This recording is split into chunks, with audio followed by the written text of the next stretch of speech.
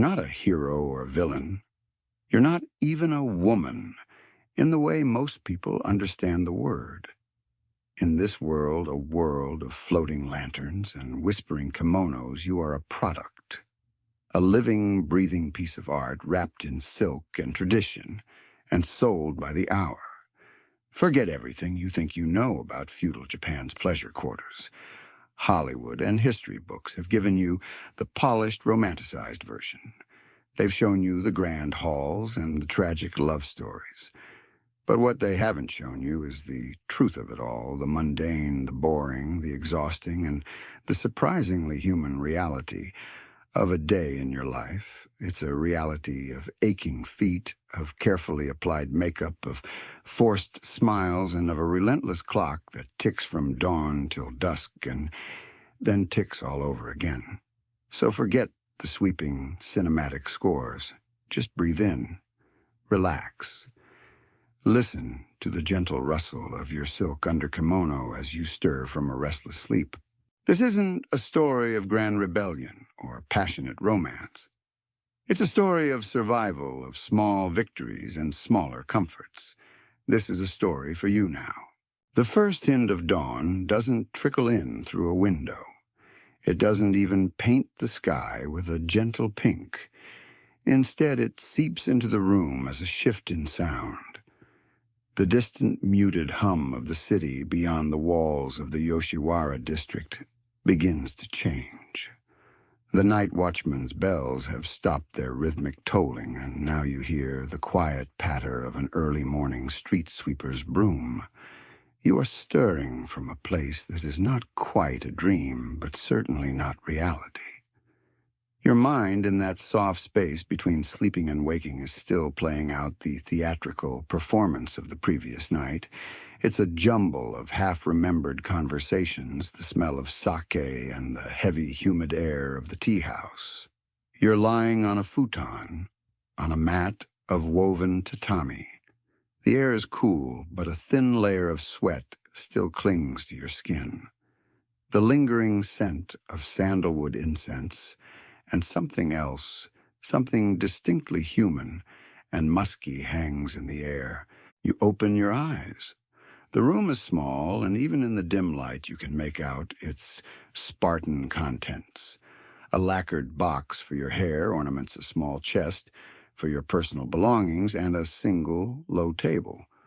No paintings, no vases, nothing to distract from the business of your day. This isn't your home.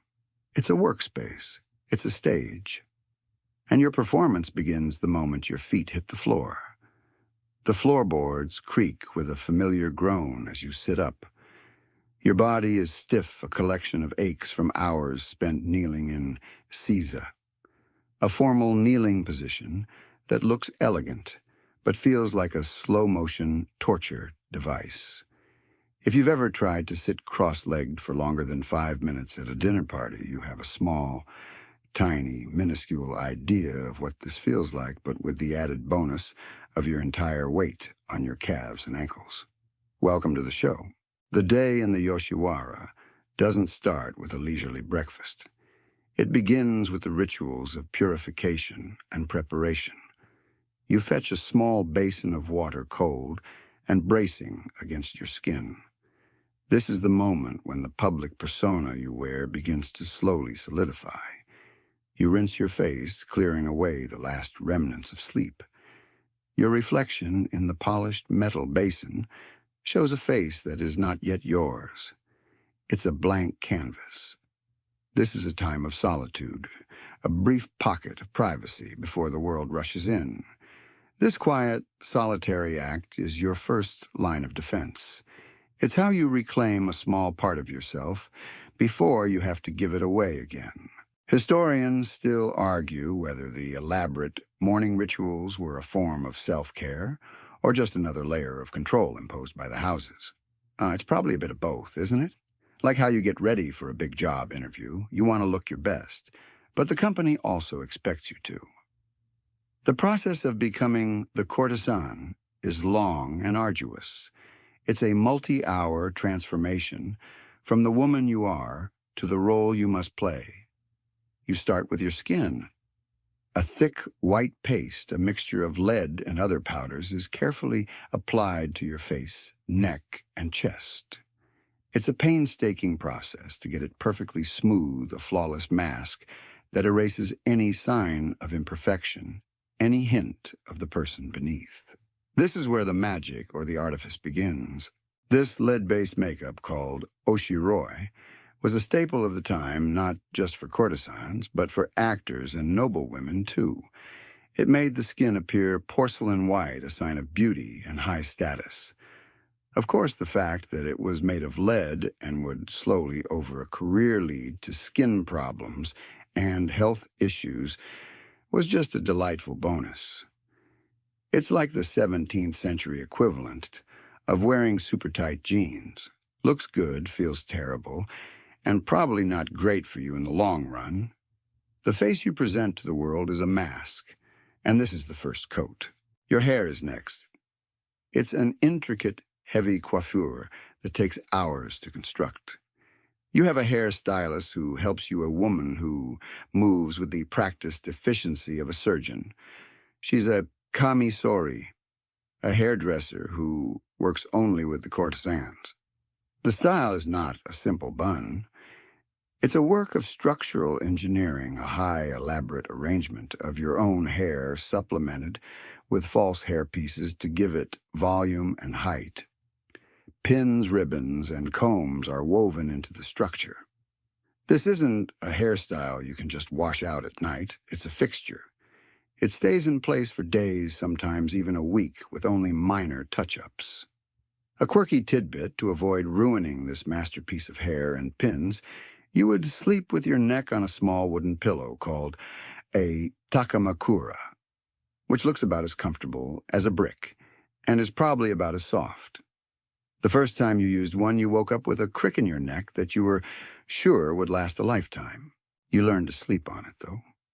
You learn to sleep on anything when you're tired enough. As the sun begins to climb higher, filtering a pale silver light through the paper screens of your room, you are almost fully transformed. You have left behind the tired, aching woman who woke up on the futon. The mask is on, the hair is in place, and you are ready for the final layer, the kimono. This is not the casual, comfortable kimono a woman would wear at home. This is the armor of your trade. Layers upon layers of silk, brocade, and velvet, each one heavier than the last, are wrapped around your body. The outermost layer is the most beautiful, with intricate designs of cranes, cherry blossoms, or swirling waves. It's a work of art that can weigh more than 20 pounds. It's a beautiful cage. You are bound by the layers, the thick obi sash so tight around your waist that it's hard to draw a full breath. You are a living sculpture, your movements restricted to a slow, deliberate glide. This is the moment you stop being you and become the courtesan. The woman you were is now hidden beneath a cascade of silk, and the persona is ready to begin its day. The clock is ticking. The walls of the Yoshiwara district are a paradox. They keep you in yes, but they also keep the rest of the world out. This is your universe, and within it, there's an entire cosmos of status and hierarchy. You aren't just a courtesan, you are a specific kind of courtesan, with a rank and a name that carries a certain weight, a certain price. The air hums with unspoken competition, even among the women who share your space. It's a bit like being in a very exclusive, very high-stakes office where everyone's trying to get that promotion, but the promotion is often just a slightly less difficult existence. This isn't a sorority. This is a business. At the very top of the hierarchy, the rarest and most expensive of flowers is the oiran. They are the celebrities, the influencers of their time, and their life is a delicate, almost theatrical existence. They don't have to go out and see customers. Customers come to them, and they are not just looking for a body. They are looking for a masterpiece. An oiran is a master of music, poetry, calligraphy, and the ancient art of conversation. A daimyo. A feudal lord might spend the modern equivalent of a small car just to have tea with one, not for anything more, but simply to bask in their exquisite company. These women were so elevated, so beyond the common ranks, that when they walked the streets on their official processions, they wore impossibly tall, lacquered clogs called sanmaiba geta that forced them to walk with a slow, weaving gait. It was a spectacle, a testament to their almost unapproachable status. Imagine wearing stilts that are also shoes and then trying to look graceful. It's a special kind of talent. Below the oiran is your rank, the yujo. You are the working class of this floating world. You are the engine that keeps the machine running. Your days are not filled with poetry recitations for powerful lords. They are filled with the everyday, with the mundane. Your clients are the merchants, the successful artisans, the men who have saved up just enough to afford a few hours in your company. You are a commodity, but you are not cheap. The money you earn, however, doesn't all go into your own purse. Far from it. This is a system of perpetual debt. You are indentured to the house, and every piece of silk on your back, every dollop of white makeup, every meal you eat is meticulously tallied as a debt you must work off. The path to freedom is a long one, and for most, it is a road they will never finish walking. A mainstream historical fact of this system is that it was designed to be a loop. The initial debt for your training, your clothing, your lodging was often so large that it was nearly impossible to repay. A quirky tidbit is that your success, ironically, sometimes made the debt even larger. The more popular you became, the more elaborate your kimonos, the more expensive your hair ornaments, and all of these were paid for by the house adding to your tally. So a successful courtesan could find herself more deeply in debt than a less popular one. It's a bit like a modern credit card that gives you a bigger limit every time you pay it off. Seems great until you realize you're just getting deeper into the hole. Historians still argue whether the oiran were truly respected artists or just the most expensive kind of indentured servant. Some scholars suggest they had a kind of power and influence over the men who sought them out, a subtle manipulation of the political and social currents that flowed through the district. Others argue that this is a romanticized view, and at the end of the day, their bodies and their time were not their own. What is true is that your life is somewhere in the middle. You have a certain kind of power, a power to offer a brief escape, a moment of beauty and companionship in a harsh and unforgiving world. You are a living illusion, and for the right price, you sell a dream. The morning progresses, and the hierarchy of the house begins to stir. The lower-ranking women, the shinzo, who are still in training, are up first. They are the apprentices, the runners, and the general labor. You can hear their soft footfalls in the hallway as they go about their tasks. They look at you with a mix of reverence and fear, hoping to one day ascend to your status, but also knowing the price you pay. You are a ghost of their future, a promise and a warning all at once. Later, the okasan, the matriarch of the house, will make her rounds. She is the mother, the manager, the banker, and the jailer all in one. Her face is a mask of perfect composure, but her eyes miss nothing. She inspects your makeup, your hair, the drape of your kimono. You are a reflection of her business, and any flaw is a flaw in her carefully constructed brand. She might offer a word of quiet praise or a sharp whispered correction.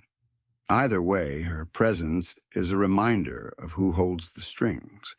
It is her world you live in, and her rules you follow. Her approval is everything, and she makes it clear. You are a performer, but she is the director, and she expects nothing short of perfection from her cast. The morning sounds shift again. The street outside, once quiet, now buzzes, with the vendors setting up their stalls. The smell of charcoal and grilled fish begins to waft through the open screens a promise of a different kind of life, a life outside these walls. You are a prisoner in a golden cage, and the smell of breakfast on the street is a constant gentle torment, a reminder of the world you are kept from. And with the sounds and smells of the world beginning to invade, your private morning is at an end. Your performance is about to begin. The morning routine is a slow, methodical march towards perfection. It's a ballet of powders and brushes, a ceremony of silk and scent. The first part of this transformation, as you now know, is the Yoshiwara makeup, the lead-based foundation that gives your face the porcelain white pallor that was so highly prized. You've already done your face, but now comes the tricky part, your neck and upper chest. A woman's nape was considered a highly erotic part of her body in Feudal Japan, and you can't just slather it on. No, you have to apply the white paste in a careful, intricate pattern, leaving 2 or 3 points of skin exposed in a W shape. This small detail, this deliberate contrast between the white skin and the bare natural skin was considered exquisitely alluring. It's a silent wink to the world, a little secret in plain sight. Next, you move to the colors. The stark white of the Yoshiwara is a canvas, and you are the artist. Your eyes are lined with a dark charcoal powder, making them appear larger and more expressive. The eyebrows are a different challenge. You meticulously pluck and reshape them into thin arched lines, a look that was considered the height of elegance. And then the lips. The final crucial touch. A deep red lipstick made from safflower petals is carefully applied. You don't color in your entire lip. Instead, you paint a smaller red flower in the center of your mouth, making your lips appear smaller, a visual cue for a demure, delicate disposition. It's a very specific kind of beauty standard, and one that takes years to master. You have to be an expert in makeup application, even without a YouTube tutorial to guide you. This is a mainstream historical fact. The specific application of makeup and the hairstyle were not just for show. They were a coded language, a way to signal your rank and status within the Yoshiwara. The higher your rank, the more elaborate your makeup and hair. A lower-ranking courtesan would have a much simpler, less time-consuming routine. Your elaborate coiffure and intricate makeup tell the world who you are and what you are worth without you having to say a single word. It's a marketing strategy written on your face. While you are meticulously painting on your public face your kamuro, your young apprentice is busy preparing your kimonos. She is a girl, maybe 8 or 9 years old, and she is your shadow. She lives with you, learns from you, and serves you. This is her education, her apprenticeship in this world. She watches you, her eyes wide, absorbing every detail of your routine. She is a mirror, a reflection of your past, and a promise of your futures. A quirky tidbit is that the kamurok often served as messengers and spies for the courtesans, carrying secret notes and listening for gossip in the hallways. They were the silent eyes and ears of the house, a network of whispers that could make or break a career. Historians still argue whether the kamuro were victims of the system or had some agency of their own. Were they being trained for a life they had no say in, or was this a kind of school, a path to a more respectable within the confines of the Yoshiwara life than they might have otherwise had? For you, she is a sister, a confidant, and a responsibility. You are not her mother, but you are her protector. You teach her not just how to fold a kimono, but how to read the subtle changes in a man's voice, how to tell a genuine compliment from a false one. You are molding her into a survivor just like you. The process of getting dressed is another marathon. The layers are a physical and psychological weight. The first layer is a simple white cotton undergarment. Then comes the juban, a light silk kimono. Then the first of many beautiful kimonos, followed by a series of sashes and ties to hold it all in place. Finally, the outer kimono, your masterpiece. It's a symphony of color and pattern, with a heavy woven silk fabric that feels like a blanket of armor. The obi, the sash, is the final element. It's a long, thick band of brocade that is tied in a beautiful, complex knot at the back. It's so tight that you can barely take a full breath, a constant reminder that you are not quite a free person. It forces you to move with a slow, deliberate grace, every movement a part of the performance. You are now fully dressed. The transformation is complete. You stand a human doll, a work of art, a living advertisement for the house you belong to. The small private woman who woke up on the futon is gone. The courtesan is here. You look at your reflection in the polished metal mirror. The person staring back is flawless, beautiful, and utterly foreign. The day has begun, and you are ready to face the world, one slow, measured step at a time. The public awaits. Your room, your personal stage, is a small, quiet space that holds more meaning than its size suggests. It's a sanctuary, a prison, and an office all at once. The light filtering in through the paper screens, the shoji, is soft and diffused. It gives the room a gentle, timeless glow, but it also casts no shadows, which is a bit of a metaphor for your life here. Everything is in plain sight, but nothing is truly seen. The room is minimalist, and this is a deliberate design. There's no clutter, nothing that could distract you or a client from the business at hand. The few items you own are either practical or deeply personal. A mainstream historical fact is that the furnishings in a courtesan's room were kept deliberately spare. They were not allowed to have many personal possessions. This wasn't just about space, it was about control. The house wanted to remind you that nothing was truly yours, not even your privacy. On a low lacquered table, you keep your essential tools, a small hand mirror, a pair of tweezers, and a brush, the tools of your trade. The most important item, however, is a simple wooden box. Inside, you keep a handful of personal belongings that are not part of the house's inventory. Perhaps a letter from a family member you haven't seen in years. Maybe a tiny, carved wooden animal you brought with you when you first arrived, a link to the life you left behind. These small objects are your anchors, the few things that remind you that you are a person, not just a product. You run your finger over the smooth, worn wood of the carving. It feels warm under your touch, a small, silent comfort. Your futon rolled up and tucked neatly in the corner is more than just a bed. It's a symbol of your transient life. You are a ghost, a temporary resident in this house of fleeting pleasures. You do not own the futon. The house does. You do not even truly own the space you occupy. You are a guest who is paying a very high price for a very long stay. This is the reality of your life, and the room is a physical manifestation of it. It's a box, a stage, a gilded cage. There's a quirky tidbit about these rooms.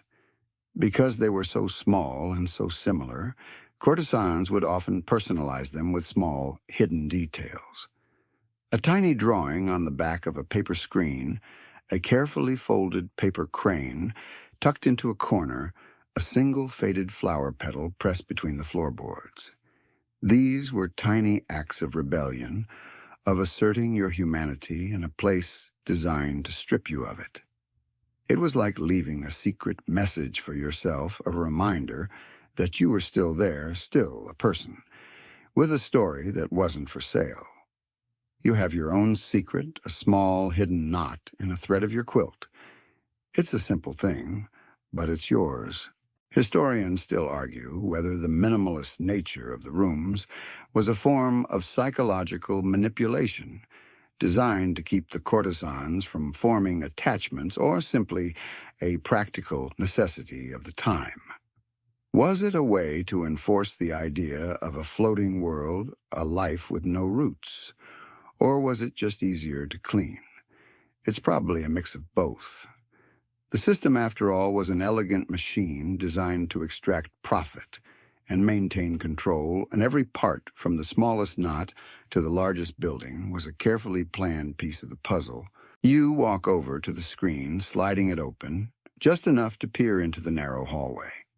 The air is still, and you can hear the faint sound of another courtesan's get, those impossibly tall shoes clacking softly on the wooden floor as she heads to the communal bathing area. The hallway is a microcosm of the world outside. It's a busy thoroughfare, a place of constant movement and quiet, efficient work. You see a kamuros carrying a stack of fresh towels, a house servant with a tray of tea, and another courtesan in her beautiful outer kimono, already fully prepared and ready for the day. Your own kamuro is patiently waiting for you, a silent, attentive presence. She holds a small lacquered box with your hair ornaments. This is the final step in your transformation. The combs, the pins, the flowers, they are heavy, but they are also beautiful. They are a sign of your success, a testament to your status.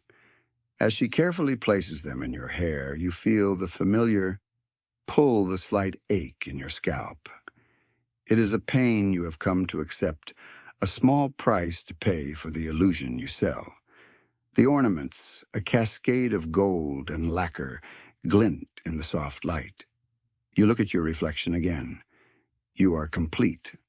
The transformation is finished. The woman is gone. The courtesan is here. You are ready to step out of your small quiet box and onto the grand stage of the Yoshiwara. Now that the outer shell is complete, the true work begins. The facade of beauty is only half the performance. The other half is the illusion of a full and rich life, a cultivated mind, and a gentle spirit. This is the art of performance, the dance of allurement. You are not just a pretty face. You are a living, breathing work of art, and your conversations are as meticulously crafted as your kimono. This is a mainstream historical fact. A high-ranking courtesan was expected to be an accomplished artist in her own right. She had to be a master of the classical arts, not just for show, but for the substance of her interactions. You have a brief moment before the morning rush to practice. You sit at your low table, the same one where you applied your makeup, and a servant brings you an inkstone and brush. You practice your calligraphy, your hand moving with a fluid grace born of countless hours of repetition. The brush feels like an extension of your body, and the ink, dark and fragrant, seems to flow from your very soul. You write a short poem, a simple haiku about the fleeting nature of a cherry blossom. The words are beautiful, but they are also a lie. There is nothing fleeting about your life. It is a slow, relentless march. The poem is not for you. It's for the client who will see it later, a glimpse into the supposed sensitivity and artistry you possess. Next, you might turn to music. You might pick up a shamisen, a three-stringed instrument that looks a bit like a banjo, but sounds much more delicate and melancholy. The strings are made of catgut, and the sound they make is a gentle wail. You play a short melody, a tune that speaks of lost love and longing. You played it so many times you no longer think about the notes. Your fingers just know where to go. The melody, like the poem's a tool. It's a key to unlock a client's emotions, to make him feel a connection to you, to the beautiful, tragic figure you play.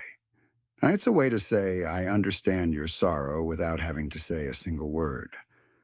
A quirky tidbit is that many courtesans were better at the shamisen than the professional musicians of the time. They had to be. Their livelihoods depended on their ability to move their clients, and music was a universal language. It's like being a rock star who also has to be a therapist. Historians still argue whether the arts were a form of empowerment for the courtesans, giving them a voice and a skill that transcended their profession, or if they were just another layer of exploitation, a way to make them more valuable commodities. Did the ability to play a perfect song or write a moving poem give them a sense of self-worth that the system tried to take away, or was it just a marketing tool, a way to sell a higher-priced illusion? The answer, as always, is probably somewhere in the middle. The arts were a skill, yes, but they were also a shield. They allowed you to retreat into a world of beauty and form a safe space where you could be a creator even when you felt like a creation yourself. You could lose yourself in the music and the poetry for just a little while and forget where you were. As you finish your melody, a servant calls your name. The time for private rehearsal is over. The curtain is about to rise. You carefully place the shamisen back in its case. The quiet, introspective artist is now replaced by the gracious hostess. The shift is instantaneous, a practiced flick of a switch. You walk out of your room, your tall geta, clacking softly on the wooden floor, each step a deliberate, graceful movement. The hallway is now bustling with activity. The other courtesans, all in their own beautiful kimonos, are making their way to the communal rooms. There's a nervous energy in the air, a silent hum of anticipation. You exchange brief knowing glances with the other women.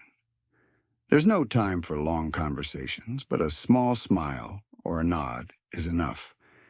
It's a shared understanding, a silent acknowledgement of the performance you are all about to begin. You are all in this together, a sisterhood bound by silk and secrets. You move past the kitchens where the smells of simmering broth and grilling fish are now overpowering.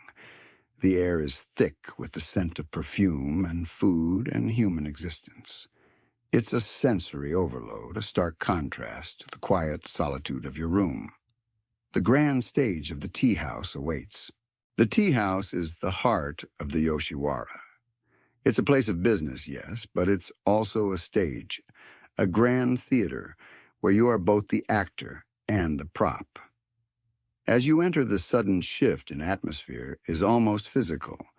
The quiet, focused energy of the hallways gives way to a vibrant, humming symphony of sound and light.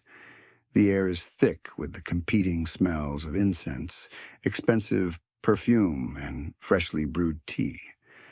The light, softened by the paper screen, still seems to glint off every polished surface and every piece of gold thread on a client's kimono. The space is large and open, a series of low tables on tatami mats. It's a beautifully choreographed chaos. Servants glide silently between the tables, carrying trays of tea and delicate sweets. Geishas, the professional entertainers of this world, are already at work playing the shamisen, or singing ancient songs. The sound is a beautiful, mournful counterpoint to the low murmur of conversation. The clients, a mix of merchants, samurai, and wealthy landowners, are seated on cushions, their conversations a tapestry of quiet negotiations and polite laughter. A mainstream historical fact is that the distinction between a geisha and a courtesan was crucial, even if the general public often confused them. Geishas were professional entertainers skilled in music, dance, and conversation, but they did not engage in sexual services. Courtesans like you were expected to be skilled in both arts and pleasure. You were the whole package. It's a bit like the difference between a stand-up comedian and a full-fledged variety show performer. One sells a single skill, the other sells an entire experience. Your duty in the tea house is to create an illusion of intimacy and exclusivity.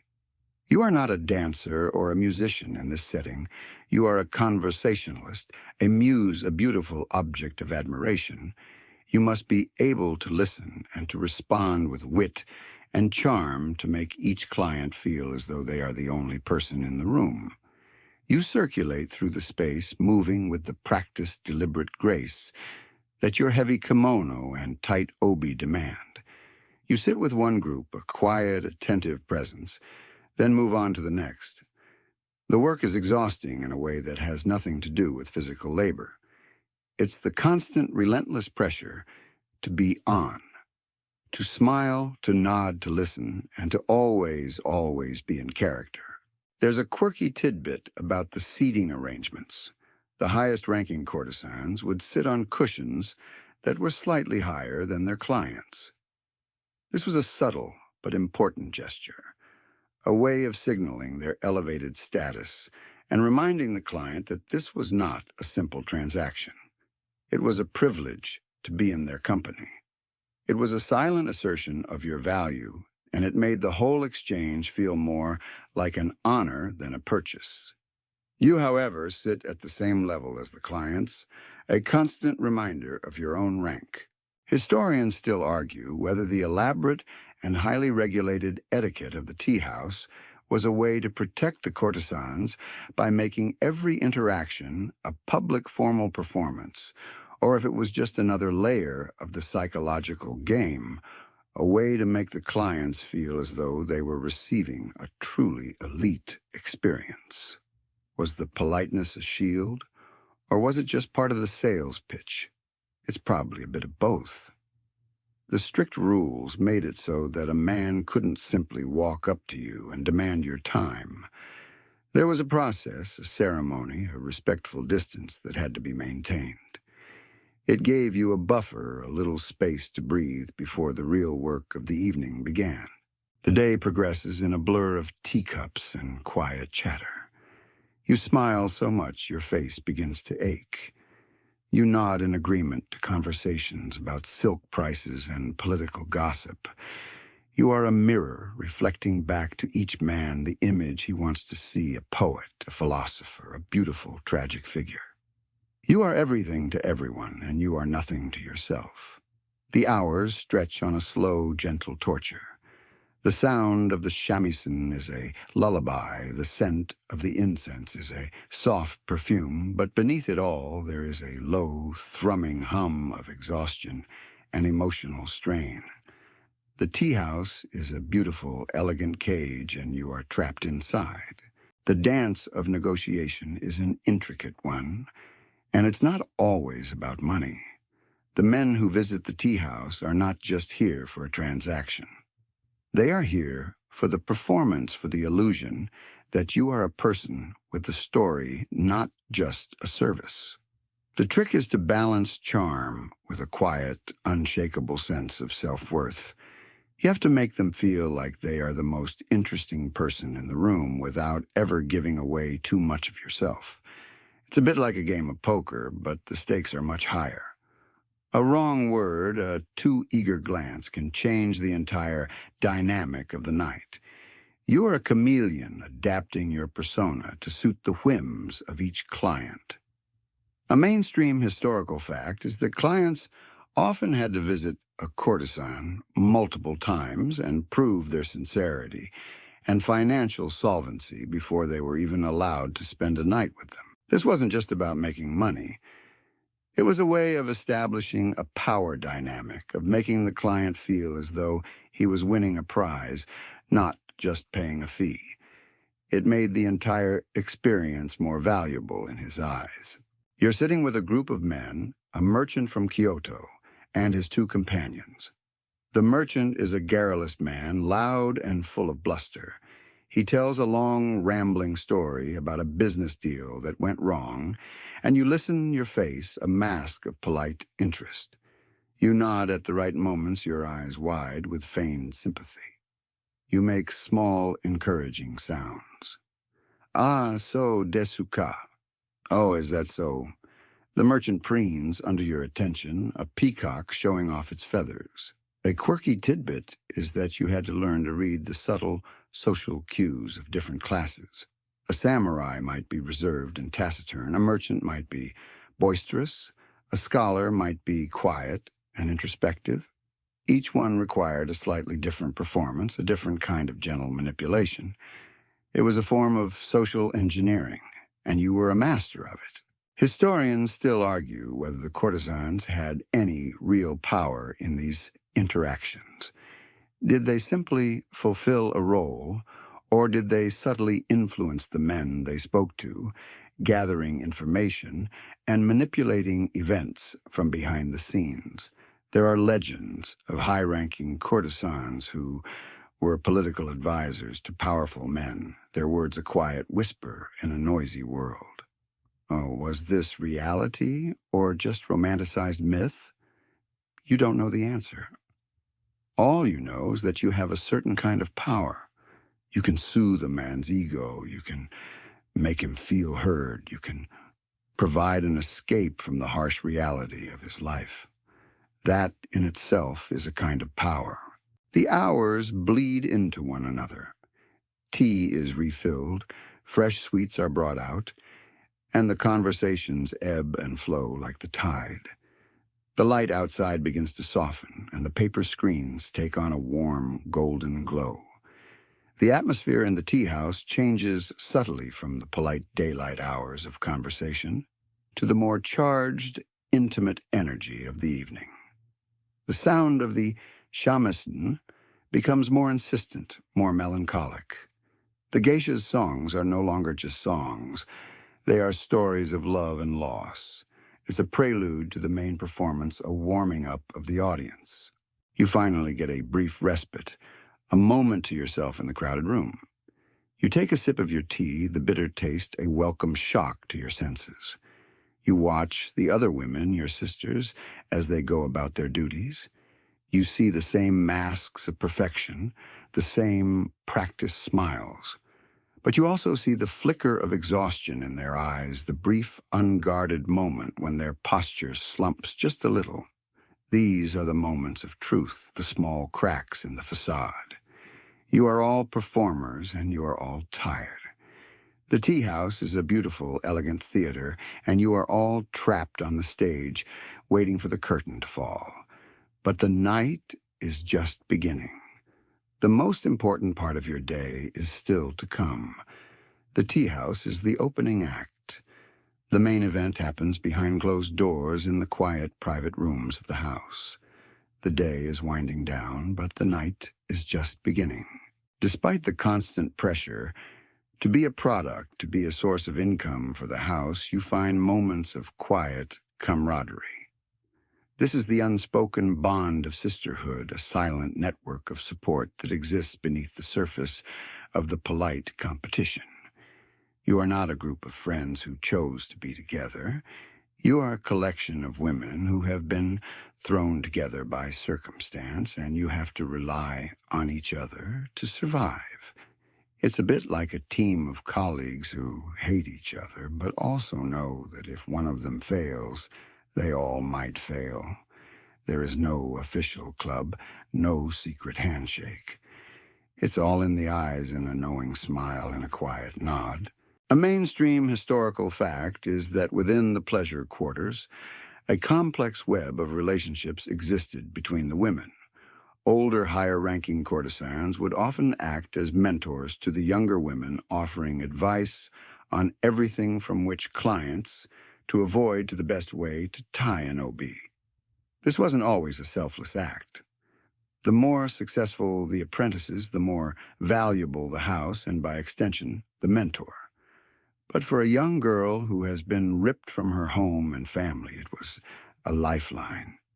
You have your own apprentice, a quiet girl named Chio, and you see a bit of your younger self in her. You remember the fear, the loneliness, the feeling of being utterly lost. And you try in your own small way to be a guide for her. You show her how to sit with a client, how to read a man's face, how to listen for the things he isn't saying. It's a thankless job, but it's a necessary one. There's a quirky tidbit about this sisterhood. They would often exchange small gifts, little tokens of affection or support. A beautiful comb, a small fan, a simple ribbon. These weren't expensive gifts. They were a way of saying, I see you, I know what you're going through. It was a secret language of love and support, a quiet rebellion against a system designed to make you a solitary unit of profit. You have a small, beautifully carved turtle that another courtesan, a woman named Akane, gave you years ago. You keep it in your lacquered box, and sometimes when the day feels particularly long, you take it out and hold it. It's a reminder that you are not alone even when you feel like you are. Historians still argue whether this sense of community was strong enough to create a true sense of solidarity, or if it was ultimately undermined by the competitive nature of the business. Were these women truly allies or just temporary companions on a shared, miserable journey? You don't know. You only know that in a world where everyone is a potential customer or a potential rival, the small, quiet moments of human connection are what keep you sane. The shared glance in the hallway, the whispered word of encouragement, the small gift of a carved turtle. These are the things that make the day bearable. They are the cracks in the walls of your gilded cage, the places where a tiny bit of light can get in. The evening is now in full swing. The lanterns outside have been lit, casting a warm, inviting glow on the streets of the Yoshiwara. The air is filled with the sound of music, laughter, and the soft shuffle of feet. Your stomach rumbles a polite protest against the long hours of work without a proper meal. You are a graceful courtesan, a beautiful woman, but you are also a human being, and human beings get hungry. The time for your evening meal is approaching, a brief, blessed reprieve from the performance. It's a moment you look forward to all day. It's the only time you can sit down and eat a real meal without having to worry about spilling anything on your impossibly expensive kimono. It's a moment of quiet time to replenish your body and your spirit. The stage is still set, the audience is still here, but for a few blessed minutes the curtain is down, and you can just be. Dinner time in the Yoshiwara is not a formal feast.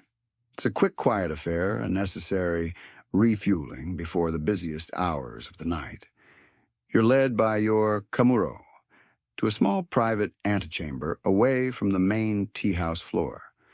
The space is simple, with no clients, no music, just the low hum of the house and the clatter of a few dishes.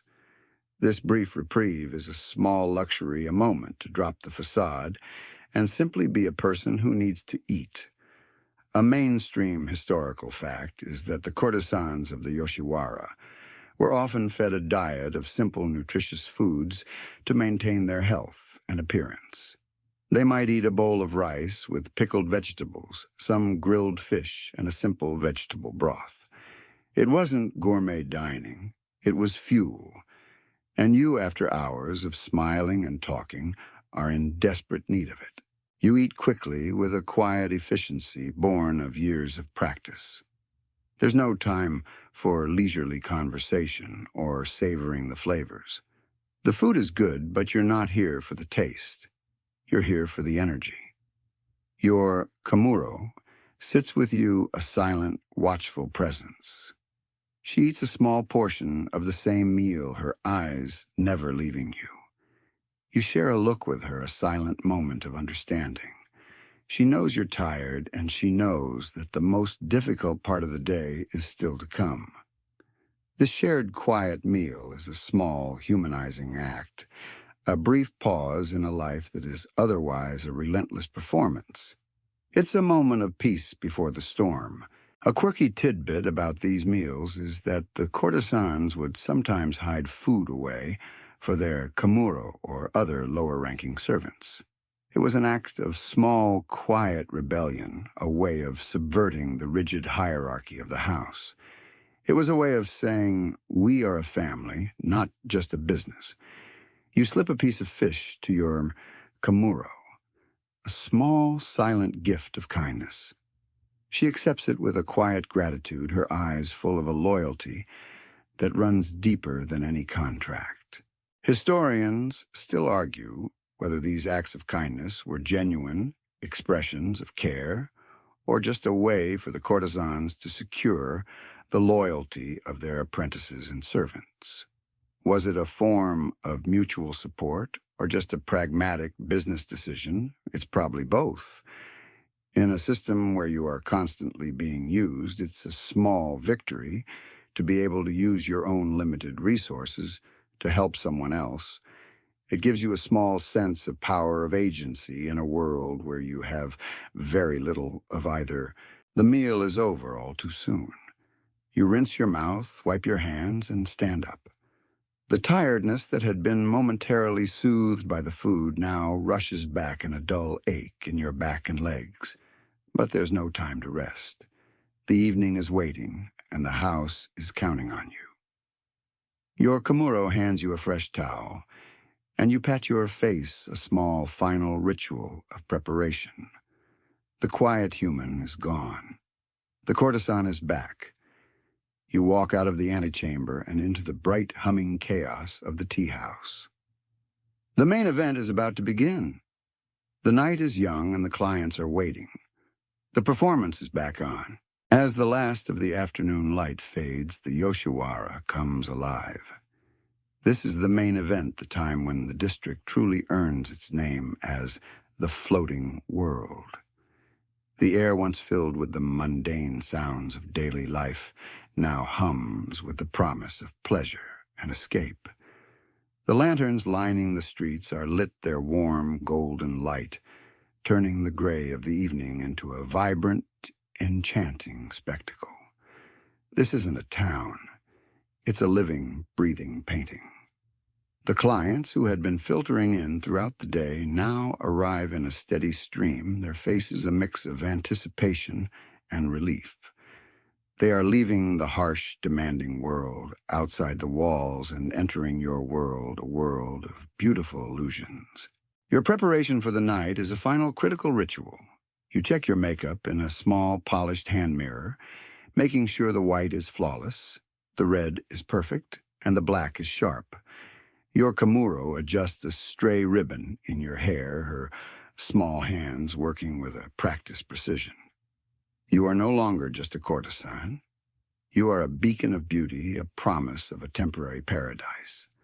The transformation, which began in the quiet of your room, is now complete. The woman you were is gone, and the beautiful, elegant product is ready to be sold. A mainstream historical fact is that the evenings in the pleasure quarters were a highly ritualized affair.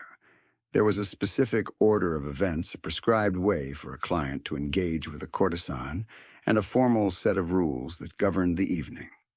The house's Okasan would introduce you to the clients a formal and polite meeting that was part of the unspoken contract. It wasn't about a simple transaction. It was about an exchange of value and a performance of respect. It made the clients feel as though they were not just paying for a service, but earning a privilege. There is a quirky tidbit about the way a client would first meet a courtesan. He would often be presented with a list of names and a menu of the services offered by each one. But this was just a game.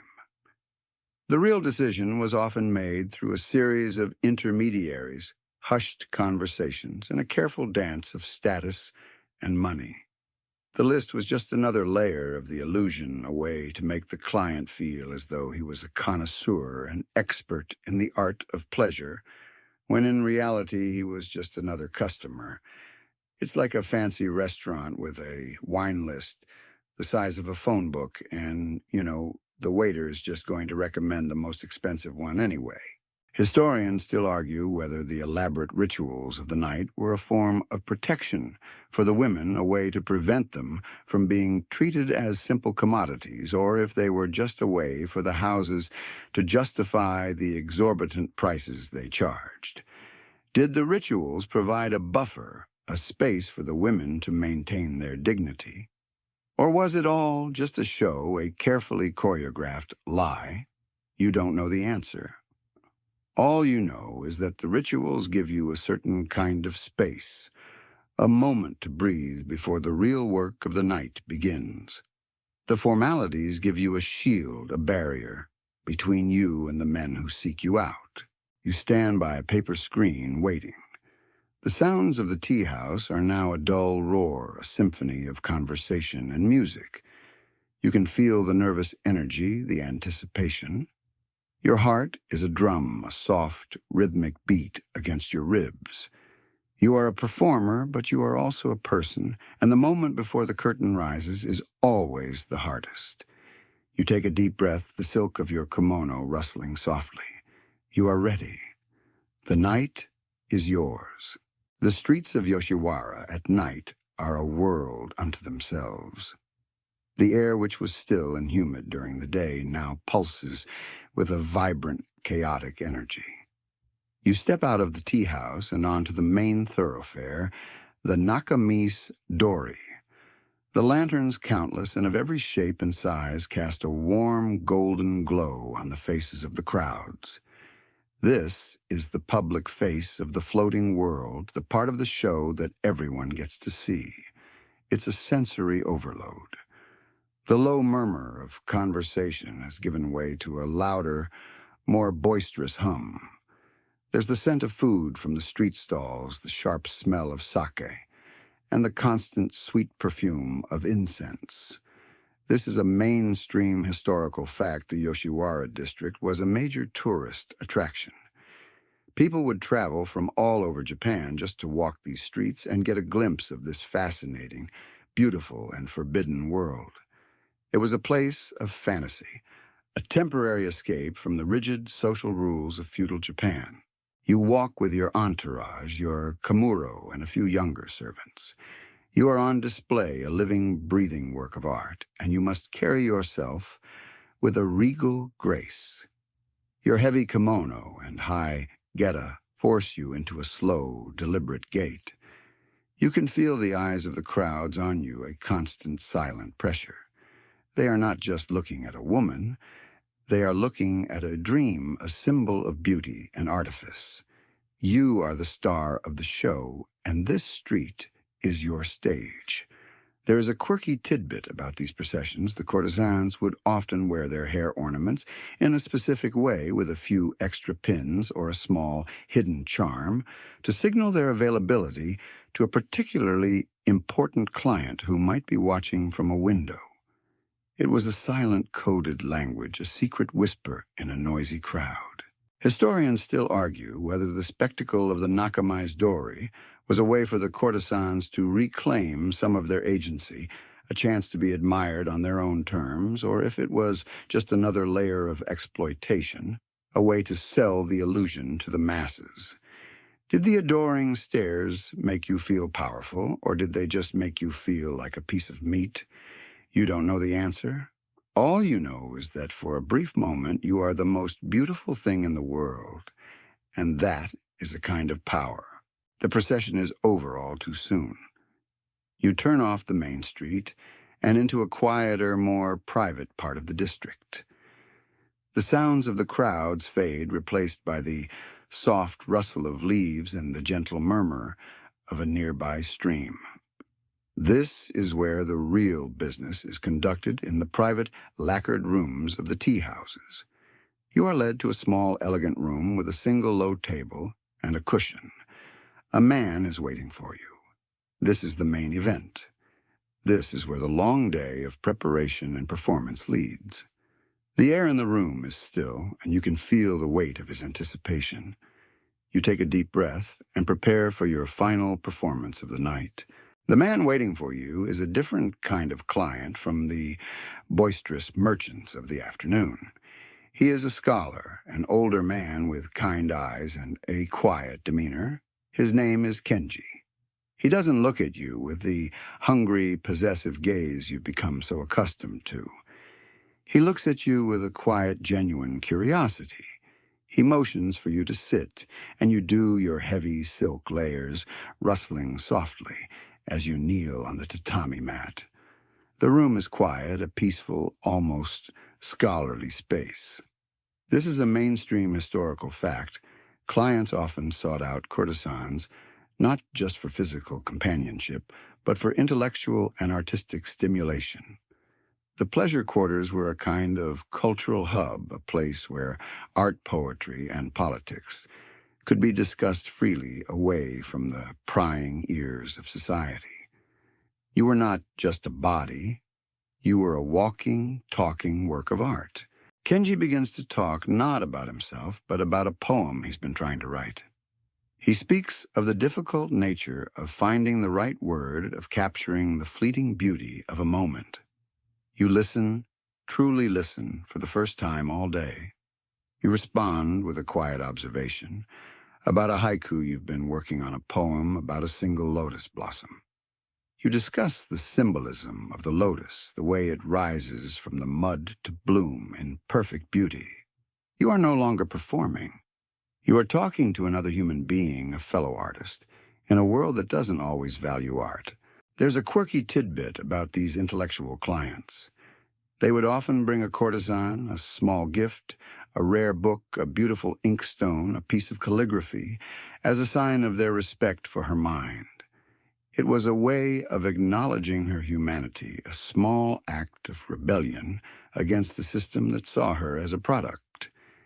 Kenji has brought you a book of classical poetry, a rare edition, with beautiful illustrations. You run your fingers over the smooth, worn paper, a wave of genuine emotion washing over you. It's not a lot, but it's more than most men have ever given you. Historians still argue whether these relationships were ever truly genuine. Could a man who paid for a woman's time ever truly love her? Was it a form of escape for him, or was it a genuine connection? The answer is probably complicated. For a man like Kenji, the floating world was a safe space to be himself, to talk about the things that truly moved him without the judgment of his peers. And for you, it was a moment of true human connection in a life of emotional starvation. You are a vessel for his dreams, and he is a momentary port in your storm. The night wears on. You don't know what time it is, but the hours seem to fly by. You and Kenji talk about art history and the quiet beauty of the world. You sip sake, and the liquid warms you from the inside out. You feel a sense of peace, a sense of belonging that you haven't felt in a very long time.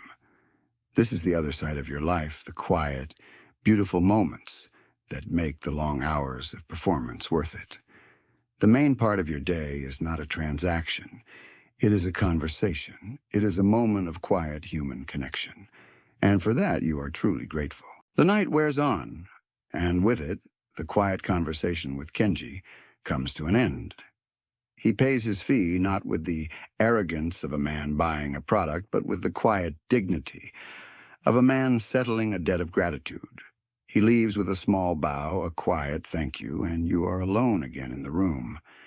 This is the moment when the financial reality of your life comes crashing back in. It's a system of numbers, of ledgers, and of constant crushing debt.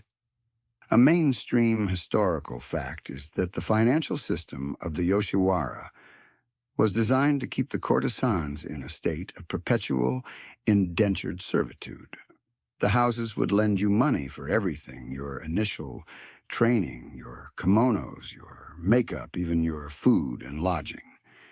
The interest on these loans was astronomical, and no matter how much you made, the debt seemed to grow. The money Kenji paid goes directly to the house. You don't see a single coin. It's all tallied in a ledger, a slow, methodical, chipping away at the mountain of debt you owe.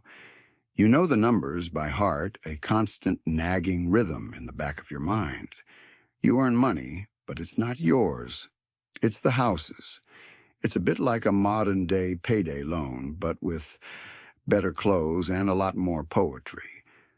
A quirky tidbit is that some courtesans would try to make a little extra money on the side by selling small personal mementos to their clients, a lock of hair, a fan, a piece of calligraphy. It was a small act of financial rebellion, a way to earn a little bit of money that the house couldn't touch. You once sold a small hand-painted fan to a man who promised to cherish it forever. You don't know if he did, but the small bit of money you earned felt like a monumental victory. Historians still argue whether this system of debt was a necessary evil, a way to ensure the financial viability of the houses, or a form of calculated exploitation designed to trap women in a life they couldn't escape. Was it a business model, or was it a form of slavery? You don't know the answer.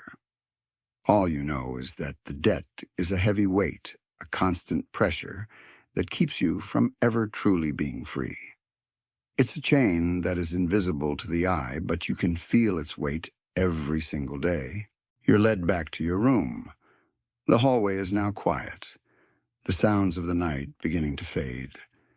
The street outside is still humming with life, but inside the house a quiet calm has begun to settle in. You are tired, but you are not yet done. You have one more duty before you can finally rest. You must prepare for the morning, for the same routine to begin all over again.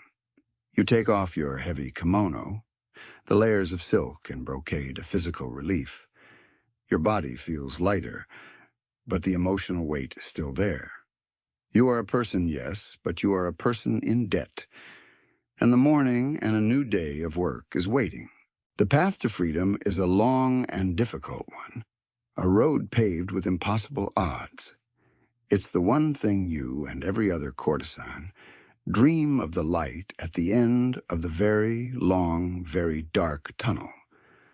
The system is designed to make this dream impossible, to keep you in perpetual debt, but the hope of escape is what keeps you going.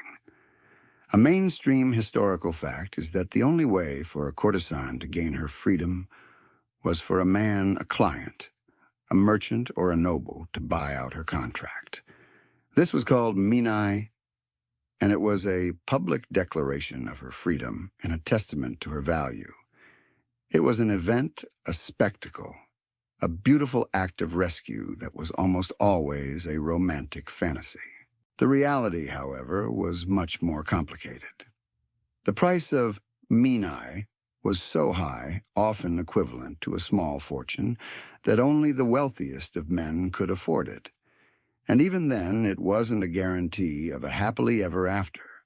Some men would buy out a courtesan's contract and make her their wife, but others would simply move her to a different, less respectable pleasure house. It was a trade, not a rescue. And even if a man was sincere, the social stigma of being a former courtesan would follow you for the rest of your life. It was a stain that could not be washed away. There is a quirky tidbit about this. Courtesans would sometimes form a pact with a lower-ranking samurai or a merchant promising to marry them if they could raise the money for their freedom. It was a gamble, a risky business arrangement that was often doomed to fail. The man would work and save, but the debt would always seem to grow faster than his savings. It was a race against a clock that was rigged to a single, inevitable outcome. You have seen women try this. You have seen their faces light up with hope, and you have seen that hope fade into a dull, quiet despair. Historians still argue whether the dream of minai was a source of empowerment, giving women something to strive for, or a cruel form of psychological manipulation, a dangling carrot that kept them working tirelessly for a reward they would never reach. Was the hope of escape a comfort?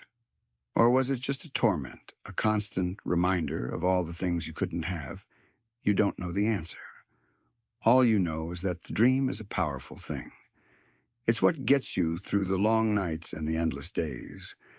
It's the whisper that tells you that this is not forever, that there is a world outside of these walls. You sit on your futon, the silence of your room, a stark contrast to the noise of the night. The silk of your kimono has been replaced by a simple cotton robe. The makeup is gone, the elaborate hair is undone, and for a brief moment, you are just a woman. You look at your hands. They are soft, but the skin is dry, and your nails are chipped from the daily work. You are a different person from the girl who walked through the gates of the Yoshiwara all those years ago. You are tired, but you are a survivor. The hope of escape is a beautiful fantasy, but the reality is that you are a prisoner in a golden cage, and the morning and the start of a new identical day is waiting. The long night fades into the cool gray light of dawn, and you are back where you started. The streets of the Yoshiwara, which were so vibrant and alive just a few hours ago, are now quiet and empty. The lanterns have been extinguished, and the vibrant colors of the night have been replaced by the muted tones of the morning. The sounds of the crowds, the music, and the laughter have all faded, replaced by the soft, rhythmic sound of a distant broom. It's a quiet, humbling end to a very long day. You are back in your small, quiet room. The heavy kimono is gone, the elaborate hair is undone, and the thick white makeup has been scrubbed away. The woman you are, the person beneath the persona, is finally visible. You are tired. Your back aches from hours of kneeling, your feet ache from walking in the high geta, and your mind aches from the constant, relentless performance. You lie on your futon, the thin mat, a welcome relief for your tired body. The air in the room is still and cool. This is your moment of peace, the small, quiet window of time you have to yourself before the day begins all over again. A mainstream historical fact is that the day-night cycle of the Yoshiwara was a kind of social and psychological reset.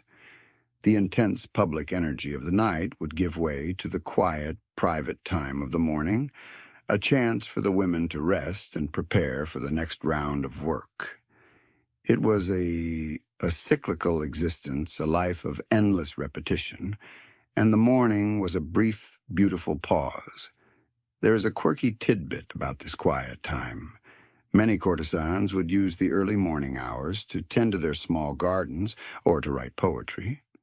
It was a time for quiet, personal pursuits, a way to reclaim a small part of their lives from the relentless cycle of work. You have a small pot of flowers on your windowsill, a single delicate blossom that you water every morning. It's a small, beautiful thing that is just for you, and it's a quiet act of defiance against a system that wants to own everything. Historians still argue whether this quiet time was a form of self-care or just a necessary part of the business model, a way to ensure that the courtesans were well rested and ready for the next day's work. Was it a genuine break, or was it just part of the show? You don't know the answer. All you know is that this is the best part of your day, the time when you are just you, not a courtesan, not a product, but a person with a quiet dream and a single, beautiful flower. The sun is now rising, casting a soft golden light through the paper screens.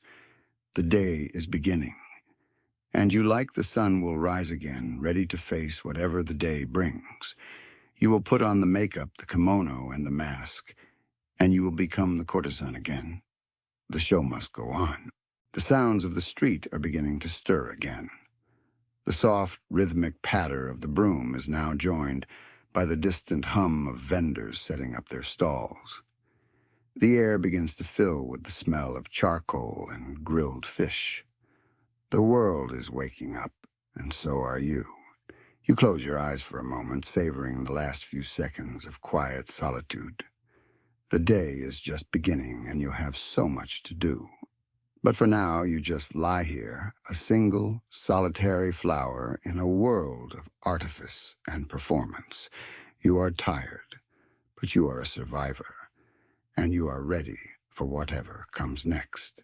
The sun is now a golden coin just peeking over the high walls of the Yoshiwara, and the shadows are long and cool. The world has started to hum again, but here in your small room, it's still quiet. The sounds are so far away, they feel like they belong to a different world. It's funny, isn't it, how a day can feel so endless and yet pass in the blink of an eye. You feel your own breath, slow and steady, a gentle rhythm against the silence. There's no rush now. The frantic pace of the night has finally faded. There is only the soft light and the feeling of the tatami mat beneath you. Just breathe. The weight of the day, the weight of the silk and the makeup, the weight of the debt, and the performance is gone for now. It's just you. The girl you were, the woman you become, and the quiet, small hope of a new day. A day that is a little bit different, a little bit better, a little bit closer to a dream. The memory of the man you spoke with tonight, the quiet scholar, with the kind eyes is a warm coal in your heart. It reminds you that even in a world of illusions, there are moments of true connection. So rest now. Let the quiet fill you, let the stillness soothe you. The city will wake, the world will turn, and tomorrow a new day will come. But for now, there is only the quiet. Close your eyes. Sweet dreams. Sweet dreams.